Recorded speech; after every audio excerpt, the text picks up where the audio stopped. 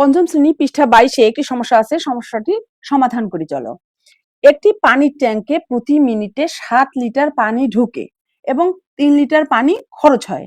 12 minute পর ট্যাঙ্কটিতে কত litre পানি জমা হবে? বিষয়টা দেখো, এখানে একটি ট্যাঙ্ক আছে, মনে করো প্রতি মিনিটে মানে কি, এখানে হচ্ছে 1 মিনিট, প্রতি মিনিট মানে কিন্তু 1 মিনিট। 1 মিনিটে কি হয়, একটি পানির ট্যাঙ্কে, ধরো একটা পানির ট্যাঙ্ক, এই পানির ট্যাঙ্কে 1 মিনিটে 7 লিটার পানি ঢুকে, এদিক দিয়ে পানি ঢুকতেছে, হ্যাঁ, এদিক দিয়ে পানি ঢুকে 7 লিটার, কিন্তু 7 লিটার পানি কিন্তু এখানে জমা থাকে না, 3 লিটার পানি কিন্তু আবার খরচ হয়, অর্থাৎ এই নল দিয়ে আবার 3 লিটার পানি বের হয়ে যায়। এটা হচ্ছে হিসাবটা হচ্ছে প্রতি মিনিটের, অর্থাৎ 1 মিনিটের।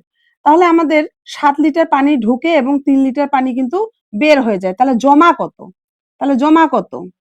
জমা আমাদের কত? 7 বিয়োগ 3 সমান কত? 4 লিটার। দেখো বন্ধুরা, এটা হচ্ছে আসল ফ্যাক্ট, অর্থাৎ প্রতি মিনিটে 7 লিটার পানি ঢুকে এবং 3 লিটার পানি খরচ হয়ে যায়। তাহলে প্রতি মিনিটে, অর্থাৎ 1 মিনিটে জমা হয় 4 লিটার। এখন বলা হয়েছে যে 12 মিনিট পর ট্যাঙ্কটিতে কত লিটার পানি জমা হবে।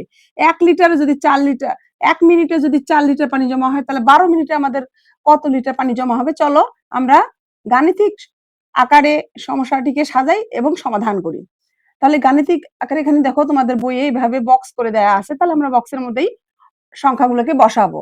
ট্যাঙ্কটিতে পানি জমা হবে, তা অর্থাৎ এখানে কি 7 লিটার পানি ঢুকে, 7 লিটার পানি ঢুকতেছে এবং 3 লিটার পানি কি হচ্ছে, বের হয়ে যাচ্ছে, যেটা আমি এখানে করেছি। দেখো, 7 বিয়োগ 3 গুণন কি হবে? 12। 7 বিয়োগ 3 গুণন 12 লিটার। তাহলে এই কাজটি আমরা, এটাকে আমরা কি করবো, এটা ব্র্যাকেটের মধ্যে রাখবো। দেখো, বন্ধনীর মাধ্যমে বলেছে যে বন্ধনী ব্যবহার করে কিন্তু এই অঙ্কগুলো করার নিয়ম। তাহলে আমরা বন্ধনী ব্যবহার করলাম, অর্থাৎ এই যে প্রথম বন্ধনীর মধ্যে রাখলাম, অর্থাৎ আমাদের এই কাজটি প্রথমে হবে। তাহলে 7 থেকে 3 বিয়োগ দিলে কত হবে? 4 আসবে, গুণন এই 12। তাহলে 4 আর 12 গুণ করলে কত হয়? 4 12 48 লিটার। তাহলে উত্তর